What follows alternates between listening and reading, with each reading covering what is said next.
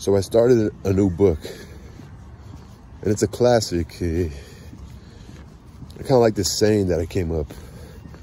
A lot of people heard of the story, but they don't know the story. Sounds like a hip hop bar, you know, kind of braggadocious or brash, or like, sounds like a bitter statement. Like, yeah, you guys might know this. You guys might have heard the story, but you don't know the story. And the reason why I say that is because it's the purpose of this video. I'm reading this book. You guys heard of it? I heard of it. It's called Moby Dick. I'll talk more about the book once I finish it and I do my, you know, my summary of my opinion on the book. But I think I'm passing another house with that same dogs that bark.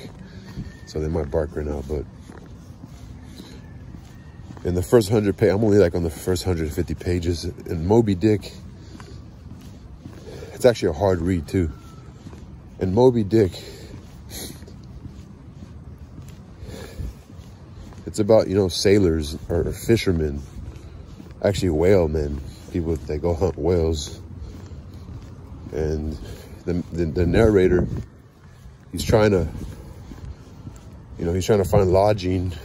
He's trying to find a boat to go whaling. And he kind of came from a little distance away, so he's trying to find lodging until he could get a boat, but all the beds are taken up. And so he talks to the guy who runs the inn, you know, who runs the fishermen, whalemen, the whale hunters, the harpooners, the one who runs like the lodging for them. And the guy says, well, all the beds are taken up, you know.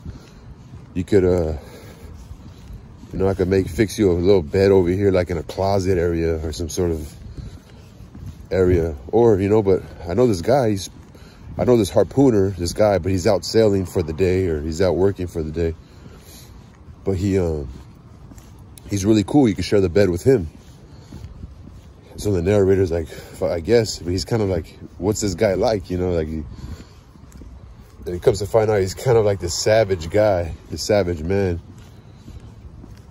But he ends up being cool. And then, so he's waiting up all night for this guy to get back, because it's just out of respect. He's like, I'm not going to just, this guy's going to come home or come to his bed or just his lodging, and I'm going to be sleeping in the bed. So he like waiting for him. And so anyway, the narrator's narrating, and he says this thing like, so me and the guy I'm sharing the bed with, we become acquainted, and we're up talking, and so the narrator's a Christian, right? And the savage is a pagan, you know, by definition.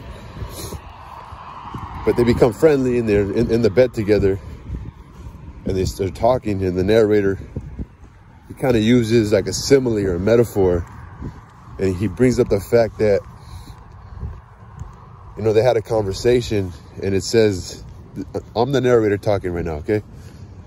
You know, we're in bed, we're discussing things. I wanted to get to know this man, and he's telling me about his life. And then the narrator continues on. It says, it has been said that man and wife, or husband and wife, you know, that's where their deepest thoughts and secrets and concerns are held, in the bed together at the end of a long day, and etc.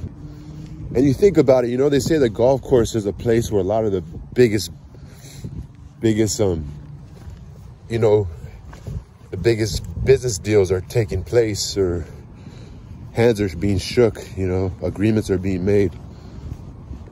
And you think about a king and queen laying in the same bed together at night, or, I mean, you assume, right? You know, kings and queens, powerful people, powerful couples with influence. You know, they lay down together at night, together, you know, they relate, they comfort each other. And it made me think, like, that's some of my favorite things about books, you know, these fucking insights, these, you know, it's pretty awesome, actually. And put a sticker right here. And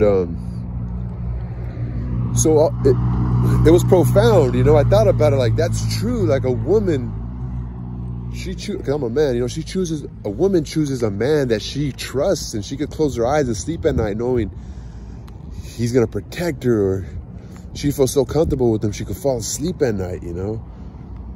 A wife is almost like a daughter to a father in a sense. Like, she's gonna trust that you're gonna be consistent. You're not gonna fucking, you know, fucking strangle her at night, you know, some psychopath. And you think about that, it's just, I know you guys can't really maybe grasp it, and maybe I don't feel the same way as when I felt when I read that, you know, and how enlightening or insightful that was.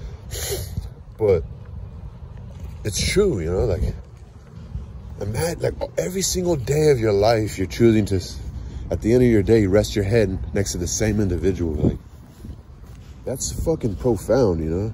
And that's just this video I wanted to say, is like, the bed, you know, the bed and relationships between man and woman. Like, you don't think, you just see your mom and dad, they rest in the same bed every night, right?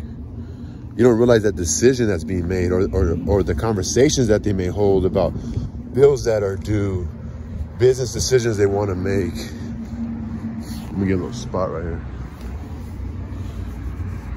You know, we don't really think about these things, but they're there, you know. Couples lay down together, whether they be fucking couples that own businesses and are responsible for many people's lives, and, you know, it's very interesting, you know. It's very, very interesting.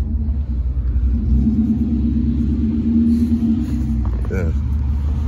Well, this fucking donut shop's getting packed. But yeah, that's what I wanted to say. I'm supposed to use my other phone, but I'll just upload it with this phone. Anyway, y'all, peace.